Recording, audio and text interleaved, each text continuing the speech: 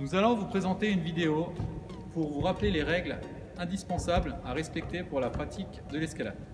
Tout d'abord, quand vous montez et que vous n'êtes pas assuré, vous n'avez pas le droit de dépasser la limite fixée par la première dégaine. La deuxième règle est de ne jamais utiliser les dégaines pour vous aider à monter, que vous soyez assuré ou non. Ça peut être très dangereux. Enfin, pour mesdemoiselles et messieurs qui ont les cheveux longs, le chouchou est obligatoire.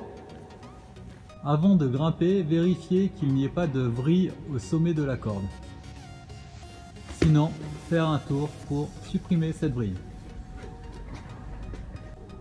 Une fois que vous avez enfilé votre baudrier et que vous l'avez serré correctement, pour vous encorder, vous faites le double nœud de 8 que vous terminez par un nœud d'arrêt obligatoirement.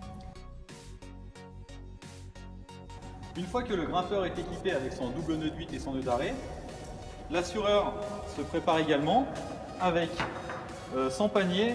La corde va passer dans le panier et le mousqueton. Le mousqueton sera fermé avec la sécurité enclenchée. Si la sécurité n'est pas automatique, le mousqueton est à vis et dans ces cas-là, nous serrons le mousqueton à fond, moins un demi-tour.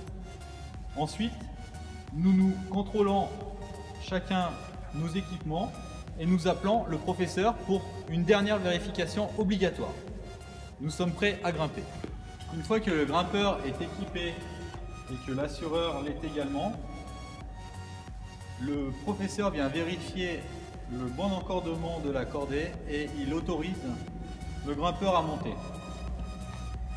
Le grimpeur va monter et l'assureur va assurer en 5 temps.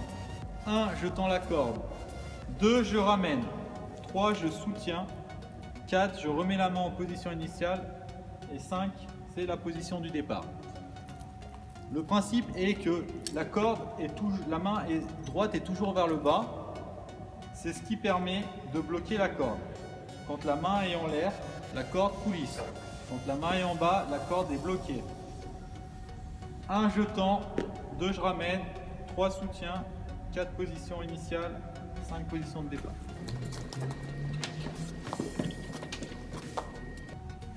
Le grimpeur vérifie toujours que sa corde est plus ou moins tendue. Si la corde n'est pas assez tendue, c'est qu'il monte trop vite ou que l'assureur n'avale pas assez vite la corde. Dans ces cas-là, il crie sec. S'il montre que la corde ne le suit pas, il y a un problème au niveau de l'assurage à contrôler obligatoirement. Une fois que le grimpeur est arrivé au sommet, il tape le mousqueton et dit le grimpeur est prêt à descendre.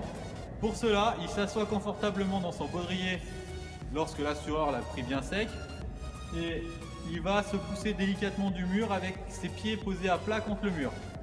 L'assureur va descendre doucement en contrôlant la corde sans faire glisser la corde entre les mains afin d'éviter de se brûler. Voilà. Je descends en contrôlant la vitesse du grimpeur qui se repousse doucement avec ses pieds.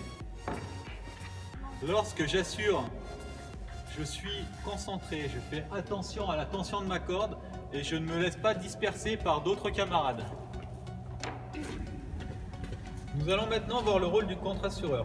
Celui-ci se place à peu près 1,50 m de l'assureur et ne doit pas le gêner. Tous les 2 mètres approximativement, il fait ce qu'on appelle une queue de vache, qui est un nœud qui apporte de la sécurité en plus à la cordée. Le contre-assureur veillera à enlever les nœuds avant qu'ils viennent gêner l'assureur. Des fiches de sécurité sont disponibles en bas des voies afin de rappeler les consignes de sécurité à respecter pour une pratique de l'escalade en toute sécurité. Merci de votre attention.